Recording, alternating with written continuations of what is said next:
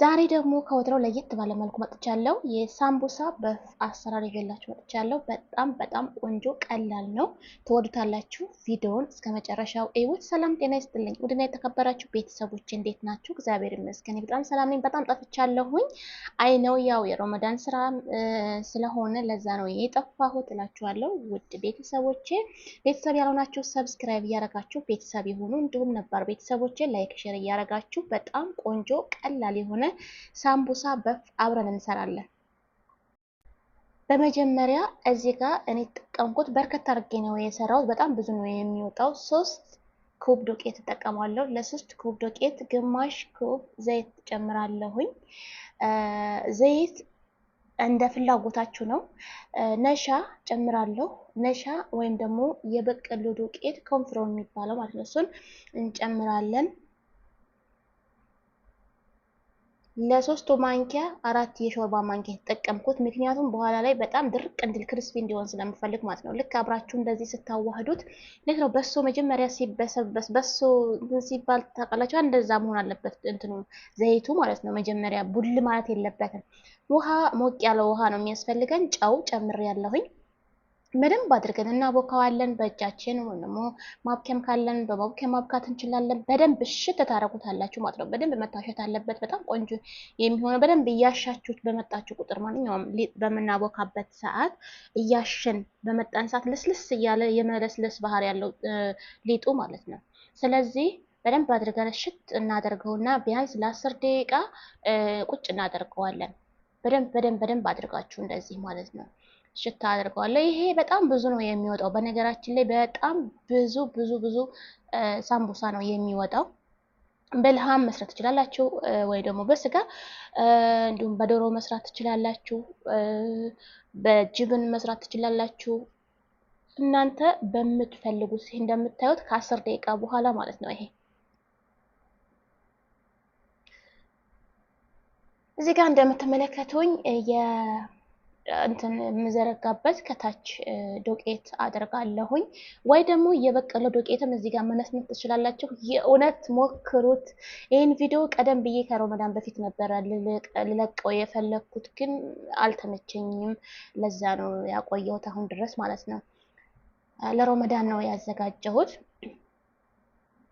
በዚህ መልኩ መቁረጫ ካላችሁ እናንተ በመቁረጫ፣ እኔ ግን በማንኛውም ባገኘሁት በቀጣ ነገር ክዳን ማለት ነው እንደዛ ነው የቆረጥኩት። እንደዚህ የቆርጠውና ይሄኛውን የተቆረጣጩን ማለት ነው በአንድ ላይ በደንብ አድርጌ ሽታ አደርግና መልሼ ቁጭ አደርገዋለሁኝ። ለምን ቢያንስ ትንሽ መቀመጥ አለበት። ለምን በቆየ ሰዓት ሊጡ በደንብ እናንተ በምትዳምጡበት ሰዓት በጣም ነው የሚያግዛችሁ። ካልቆየ ግን በጣም ያስቸግራችኋል ማለት ነው።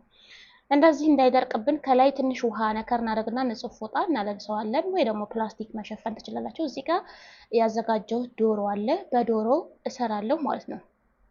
በስጋ መስራት ትችላላችሁ።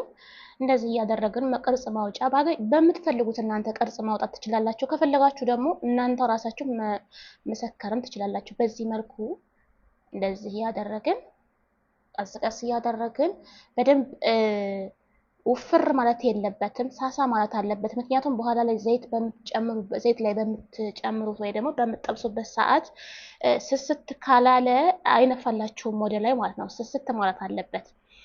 ስለዚህ እንደዚህ እያደረግን በቅርጽ ማውጫ ካላችሁ የቅርጽ ማውጫም ከሌላችሁ ዝም ብላችሁ መስራት ትችላላችሁ። በዚህ መልኩ እኔ አዘጋጅቼዋለሁኝ። ይሄ በዶሮ ነው የሰራሁት። እንዲሁም ደግሞ በስጋም እሰራዋለሁኝ ማለት ነው።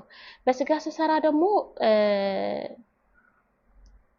ከፈለጋችሁ የስጋውን አሰራር አሳይን ካላችሁ ማሳያችኋለሁ። ምንም ችግር የለውም። የዶሮውን አሰራር አሳይን ካላችሁ እሰራዋለሁኝ ማለት ነው። ኮሜንት አስቀምጡልኝ።